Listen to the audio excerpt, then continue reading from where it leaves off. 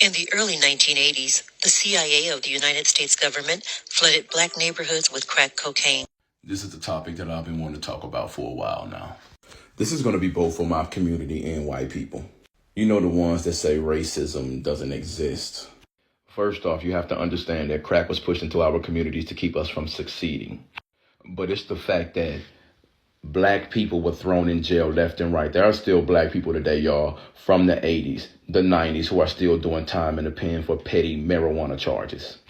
Not to mention that it could have been a grandmother who had a grandchild who was staying with her who was selling drugs. And guess what? Even though she didn't even know that her grandchild was selling drugs, she was still thrown in prison, y'all. This is how black people were treated during the crack epidemic. Let's fast forward. You have fentanyl, which is being pushed in here by China to destroy white people. I'm not going to be the one to sit up here and lie to you.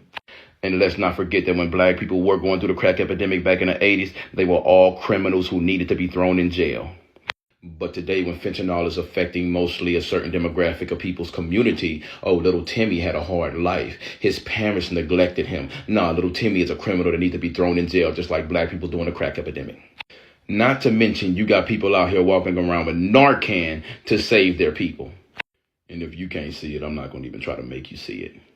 And at the same time, I can't even be mad at China because at the end of the day, I remember America basically flooding opioids into their communities.